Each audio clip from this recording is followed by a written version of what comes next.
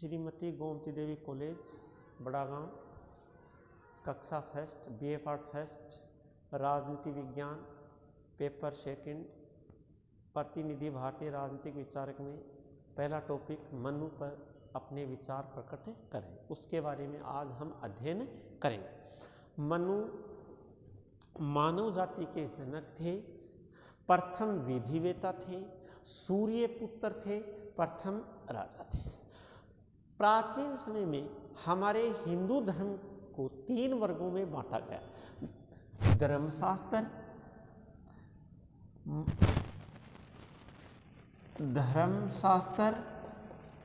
धर्मसूत्र व टीका। इनमें सबसे प्रमुख है धर्मशास्त्र, और धर्मशास्त्र में सर्वाधिक जो महत्वपूर्ण है वो है पुस्तक मनुस्मृति। मनुस्मृति एक ऐसा ग्रंथ है जो हमारे हिंदू धर्म में कानून की आधारशिला है, सामाजिक व्यवस्था की आधारशिला है। हमारा हिंदू धर्म मनुस्मृति पर आधारित है। प्राचीन धर्मशास्त्र जो प्रमुख है, उसकी प्रमुख जो पुस्तक है वो है मनुस्मृति। मनु कौन थे? तो मनु के बारे में कहा जाता है कि मानव जाति का जनक थे, मानव जाति का जनक, और समस्त प्रजा उसकी संतान थी। मनु सूर्य पुत्र थे और प्रथम राजा थे। सूर्य पुत्र, मनु को सूर्य पुत्र भी कहा जाता है, सूर्य पुत्र, और प्रथम राजा भी कहा जाता है। प्रथम राजा भी मनु को ही माना जाता है। तो इस प्रकार से मनु अपने राजनीति विज्ञान में अध्ययन के लिए महत्वपूर्ण विचारक है। प्राचीन समय में जब राज्य नहीं था तो उस समय प्रत्येक व्यक्ति था वो अपने विवेक से, अपनी इच्छा अनुसार कार्य करता था, अपनी इच्छा से संचालित था। तो ऐसी अवस्था राज्य रहित अवस्था थी, और इस राज्य रहित अवस्था को प्राकृतिक अवस्था कहते हैं। यानी राज्य की उत्पत्ति से पहले की जो अवस्था थी, राज्य की उत्पत्ति से पहले की जो अवस्था थी, इस अवस्था को प्राकृतिक अवस्था कहा जाता है। प्राकृतिक अवस्था कहा जाता है। यानी आपसे पूछा जाए कि भाई प्राकृतिक अवस्था किसे कहते हैं, तो प्राकृतिक अवस्था वह अवस्था है जब राज्य की उत्पत्ति नहीं हुई थी, राज्य नहीं था, शासन करने वाले नहीं था, जनता। इस अवस्था में जनता, व्यक्ति, समाज, यानी कोई ऊपर से शासित करने वाला नहीं था। व्यक्ति, जनता अपने विवेक से, इच्छा से कार्य करते थे। अपने विवेक के अनुसार, अपनी इच्छा के अनुसार कार्य करते थे, स्वेच्छा से कार्य करते थे। तो ऐसी स्थिति में क्या हुआ कि समाज में जो गरीब असहाय लोग थे, उनकी संपत्ति व जीवन को नुकसान पहुंचाया जाने लगा। यानी समाज में शक्तिशाली लोग थे, वो गरीब व असहाय लोगों को नुकसान पहुंचाने लगे, उसके जीवन संपत्ति को नुकसान पहुंचाने लगे, क्योंकि वो मनमानी करने लगे, अपने इच्छानुसार कार्य करने लगे। तो ऐसी स्थिति में कोई दंड विधान नहीं था, उसको उनसे धर्म का पालन करवाने वाली कोई संस्था नहीं थी। तो ऐसी स्थिति में इन लोगों का जीवन व संपत्ति असुरक्षित हो गया।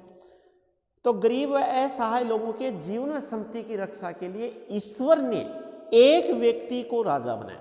ईश्वर ने गरीब वह असहाय लोगों के जीवन में संपत्ति की रक्षा करने के लिए एक व्यक्ति को राजा बनाया और दंड विधान की उत्पत्ति की। उस दंड विधान को राजा को सौंपा। अब राजा की उत्पत्ति के बाद कोई भी अपने विवेक से, अपनी इच्छा से कार्य नहीं कर सकता था। राजा के आदेशानुसार, राजा की नीतियों के अनुसार उसको कार्य करना होता था। तो इस प्रकार से प्राकृतिक अवस्था अराजकता की अवस्था हो गई थी, मत्स्य न्याय की अवस्था हो गई थी, गरीब व असहाय लोगों की जीवन संपत्ति असुरक्षित हो गया था। ऐसी स्थिति में ईश्वर ने एक व्यक्ति को राजा बनाया, उसको दंड विधान सौंपा और ये कहा कि भाई चाहे कोई भी हो, जो भी धर्म का पालन नहीं करेगा उसको दंड दे करके उनसे धर्म का पालन करवाया जाए। तो इस प्रकार से यदि हमसे पूछा जाए कि मनु के अनुसार राज्य की उत्पत्ति का कौन सा सिद्धांत है, तो मनु के अनुसार राज्य की उत्पत्ति का कौन सा सिद्धांत है? देव्य सिद्धांत है। कौन सा सिद्धांत है? ईश्वरीय सिद्धांत है। ईश्वरीय देव्य सिद्धांत है। देव्य सिद्धांत है।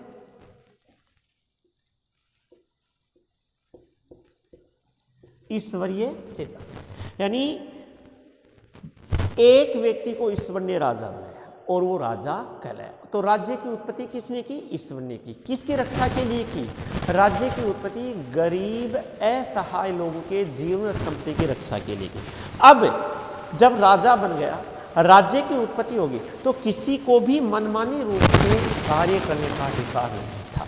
यदि कोई मनमानी रूप से कार्य करता है, कोई धर्म का पालन नहीं करता है, तो राजा का यह दायित्व है, राज्य का यह दायित्व है कि वह दंड दे करके अराजक व्यक्तियों से धर्म का पालन करे। तो इस प्रकार से मनु के अनुसार राज्य की उत्पत्ति ईश्वर ने की, इसलिए राज्य की उत्पत्ति का ईश्वरीय सिद्धांत है, देव्य सिद्धांत। मनु के अनुसार राज्य की संप्रभुता का निवास किसमें? तो मनु के अनुसार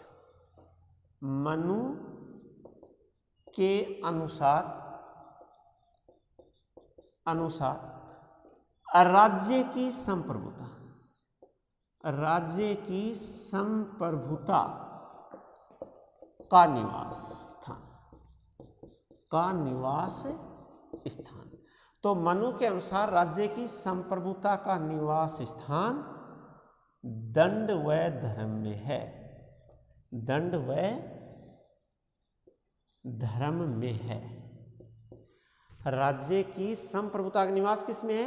दंड और धर्म में। यानी राज्य में संप्रभु कौन है? राज्य में सर्वोच्च कौन है? तो राज्य में सर्वोच्च राजा नहीं है, राजा तो एक साधन है। राज्य में सर्वोच्च है धर्म और दंड। यानी यदि कोई धर्म सर्वोच्च है, राजा स्वयं भी धर्म से ऊपर है, सबको धर्म का पालन करना होता है। यदि कोई धर्म का पालन नहीं करता है तो राजा उसको दंड दे करके धर्म का पालन करवाएगा और राज्य की व्यवस्था को बनाए रखेगा। इसी प्रकार से राजा स्वयं भी दंड के अधीन है। राजा स्वयं भी दंड के अधीन है। यानी मनु कहता है कि राजा स्वयं को भी दंड का पालन करना होगा। यदि राजा किसी प्रकार का अपराध करता है और वही अपराध एक साधारण जनता करती है, साधारण जनता को 1 पण दंड दिया जाता है और वही अपराध राजा करता है तो राजा को जनता से 100 गुना ज़्यादा यानी 100 पण दंड दिया जाएगा। कहने का अर्थ है कि राजा की जिम्मेदारी धर्म का पालन करवाने की जनता से 100 गुना ज़्यादा है। तो इस प्रकार से राजा सर्वोच्च है लेकिन वो मनमानी नहीं कर सकता। राजा से ऊपर धर्म और दंड। तो राज्य में संप्रभुता का निवास धर्म और दंड में है। तो इस प्रकार से धर्म का अर्थ क्या है? धर्म का अर्थ संकुचित नहीं बताया, यानी मनु ने धर्म का संकुचित अर्थ नहीं बताया। मनु ने धर्म का अर्थ बताया है कि वो शाश्वत मूल्य, वो नैतिक मूल्य धारण करना जो अपने जीवन के 4 पुरुषार्थों को प्राप्त करने में हमारा सहयोग करते हैं, उनको धारण करना ही धर्म कहलाता है। यानी नैतिक बातों को, शाश्वत बातों को, मानव का विकास करने वाले मूल्यों को धारण करना, अपने जीवन में अपनाना, स्वयं को उनके अनुसार कार्य करने के लिए तैयार करना, अपने उद्देश्यों को प्राप्त करने में उसका सहयोग करना ही धर्म है। और इस प्रकार से राजा का दायित्व है कि जनता से धर्म का पालन करवाकर उनका जो उद्देश्य है धर्म, अर्थ, काम, मोक्ष की प्राप्ति अर्थात आर्थिक, नैतिक, लौकिक सुख की जो प्राप्ति जनता का कर्तव्य है उसको प्राप्त करने में जनता का सहयोग करे। मनु ने राज्य के बारे में सप्तांग सिद्धांत का प्रतिपादन किया। मनु ने राज्य के लिए सप्तांग सिद्धांत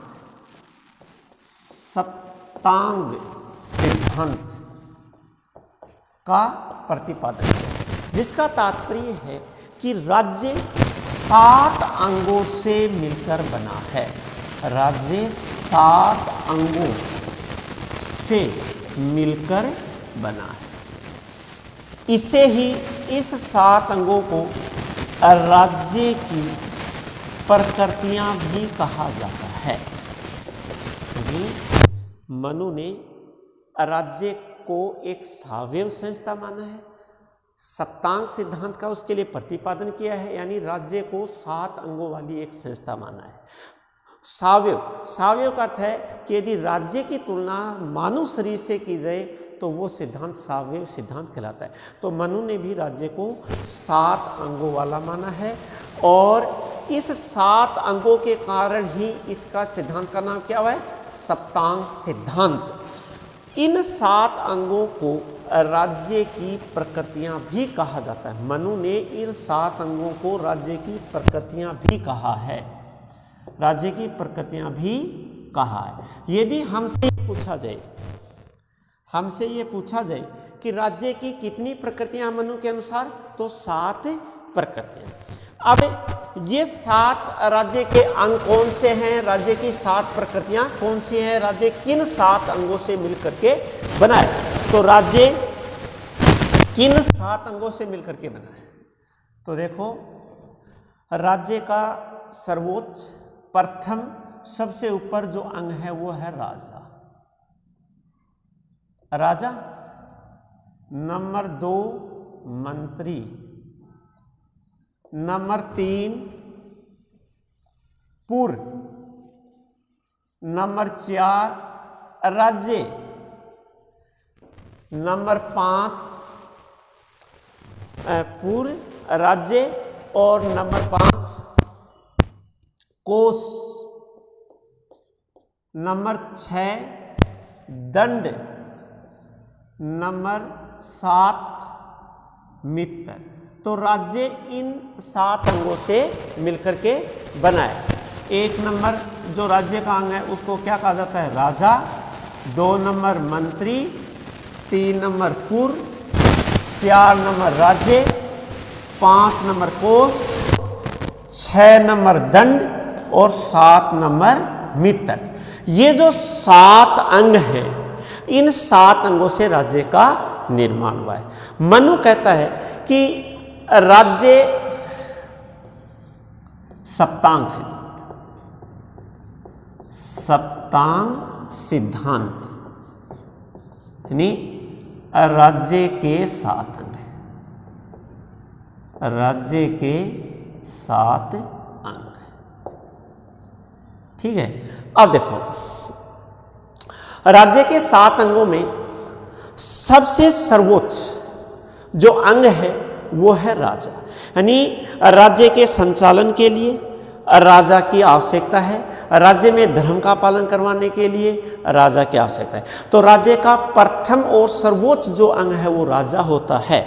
इसलिए मनु कहता है कि राजा विद्वान होना चाहिए, ज्ञानेंद्रिय होना चाहिए, धर्म का पालन करने वाला होना चाहिए, जितेंद्रिय होना चाहिए, सूरवीर होना चाहिए। योग्य व्यक्ति को ही राजा बनाया जाना चाहिए ताकि वह अच्छी तरह से राज्य का संचालन कर सके, सुव्यवस्थित तरीके से राज्य का संचालन कर सके। तो राज्य का जो प्रथम अंग है वो राजा है। राजा राज्य का सर्वोच्च प्रधान अंग होता है। अतः मनु ने राजा की योग्यता पर जोर दिया है कि राजा में ईश्वरीय गुण होने चाहिए, सूरवीर होना चाहिए, कुलीन होना चाहिए, इस प्रकार के जितेंद्रिय होना चाहिए, चतुर होना चाहिए, इस प्रकार के उनमें गुण होना चाहिए ताकि वो राज्य की व्यवस्था को अच्छी तरह से संचालित कर सके, राज्य में धर्म का पालन करवा सके, दंड की व्यवस्था को बनाए रख सके। अब है मंत्री। मनु कहता है राज्य का दूसरा महत्वपूर्ण जो अंग है, जो राज्य के लिए आवश्यक है, वो मंत्री परिषद होती है, मंत्री होते हैं, क्योंकि राज्य का कार्यकाल विशाल होता है। अतः राजा अकेला संपूर्ण राज व्यवस्था की सभी प्रकार की क्रिया शक्तियों का प्रयोग अकेला नहीं कर सकता। अतः मनु कहता है कि राज्य की राज व्यवस्था के सुचारू संचालन के लिए मंत्रियों की सहायता ली जानी चाहिए, मंत्री परिषद होनी चाहिए, मंत्रियों की सहायता लेनी चाहिए, क्योंकि वो ये मंत्री हैं, इनके सहयोग से, इनके परामर्श से ही राजा को राज्य के कार्य करने चाहिए, राज्य के कार्यों का सुचारू संचालन करना चाहिए। तो मनु ने राज्य के दूसरे अंग के रूप में मंत्रियों को आवश्यक माना है, मंत्री परिषद को आवश्यक माना है और उनकी योग्यता पर जोर दिया है। उन्होंने कहा है कि राजा के परामर्श के लिए, राजकार्य में सहयोग के लिए योग्य, सूरवीर, कुलीन, चतुर व्यक्तियों की नियुक्ति की जानी चाहिए, ताकि राजा इनके सहयोग से, परामर्श से सुव्यवस्थित रूप से राज्य के कार्य को संचालित कर सके। पुर का अर्थ होता है द्रुग, किला। तो राज्य, इसको परकोटा भी कहते हैं, द्रुग भी कहते हैं। तो मनु क्या कहता है?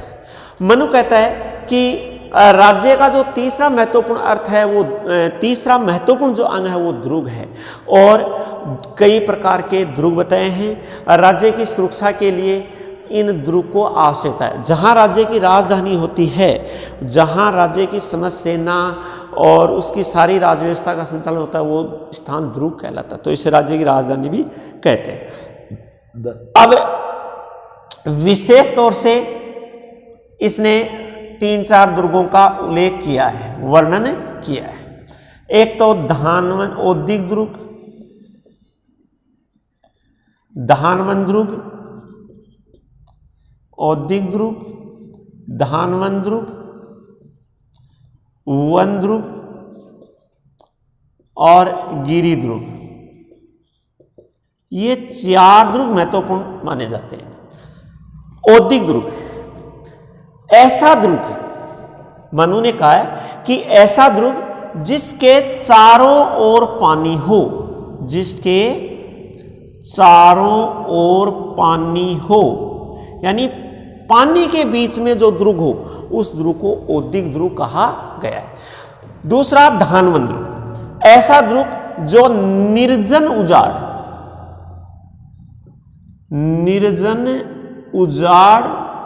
व मरुस्थल, ऐसा दुर्ग जो निर्जन उजाड़ व मरुस्थल में स्थित हो, उसको धानवन दुर्ग कहते हैं। तो वन दुर्ग जो पेड़ पौधों के मध्य हो, जंगल में हो, पेड़ पौधों के मध्य हो, उसको क्या कहा जाता है? वन दुर्ग कहा जाता है। गिरी किसी पहाड़ या पर्वत, किसी पहाड़ पर स्थित हो, तो उसको क्या कहा जाता है? गिरी दुर्ग कहा जाता है। गिरी दुर्ग किसी पहाड़ पर होता है, किसी पहाड़ पर स्थित होता है।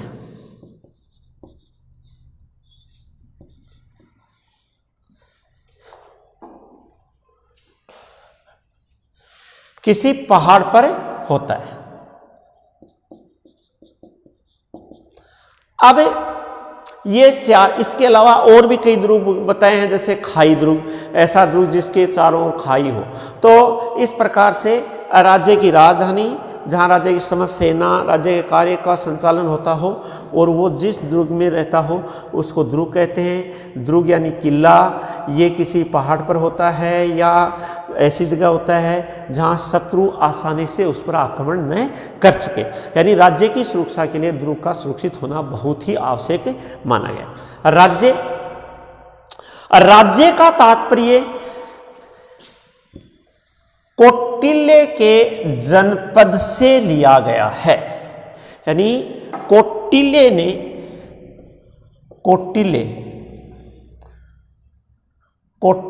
कौटिल्य ने राज्य या राष्ट्र, तो कौटिल्य के जनपद का अर्थ क्या होता है? जनता, भूमि, जनता और भूमि, वही अर्थ कौटिल्य के जनपद का जो अर्थ होता है जनता और भूमि, वही अर्थ मनु के राज्य का भी होता है। मनु के राज्य का अर्थ भी किन से लिया गया है? जनता व भूमि से लिया गया। तो इस प्रकार से राज्य या राष्ट्र का अर्थ जनता और भूमि। अतः मनु कहता है कि एक राजा को अपनी जनता का कल्याण के लिए सदैव कार्य करते रहना चाहिए, सब प्रकार की व्यवस्थाएं उपलब्ध करवाते रहना चाहिए और एक राज्य के लिए जनता व भूमि का होना अति आवश्यक होता है। अब है कोष। कोष वह स्थान होता है, कोष वह स्थान होता है जहां राज्य का धन संग्रह कहलाए, धन संग्रह होता है, यानी जहां राज्य का धन का संग्रह होता है, धन एकत्रित होता है, उस जगह को क्या कहा जाता है? कोष कहा जाता है। तो मनु कहता है कि जनता के कल्याण के लिए, जनता की व्यवस्थाओं को बनाए रखने के लिए, जनता के कल्याण के लिए एक राजा का कोष भरा पूरा होना चाहिए, कोष में पर्याप्त धन होना चाहिए। लेकिन मनु कहता है कि कोष में धन जनता का शोषण करके अन्यायपूर्ण रूप से नहीं एकत्रित किया जाना चाहिए। धर्मपूर्वक बिना जनता का शोषण किए हुए धीरे धीरे कोष में धन एकत्रित किया जाना चाहिए और कोष में पर्याप्त धन होना चाहिए ताकि जनता का कल्याण कर सके, जनता के लिए व्यवस्थाओं का निर्माण कर सके। अब है दंड। दंड का अर्थ यहां सेना से लिया गया है। मनु का जो राज्य का चट्टान कौन सा है? दंड। और दंड का अर्थ किन से लिया गया है? सेना से लिया गया है। अतः मनु ने अपने इस राज्य के इस संघ में सभी प्रकार की सेनाओं का वर्णन किया है। उन्होंने कहा है कि भाई पैदल सेना भी होनी चाहिए, पैदल सेना, अश्व सेना, पैदल सेना, अश्व सेना, हस्त सेना, यानी हाथी सेना, हाथी सेना, हाथी सेना, जल सेना, पैदल सेना, अश्व सेना, हाथी सेना, जल सेना, इस प्रकार की ये जो सेना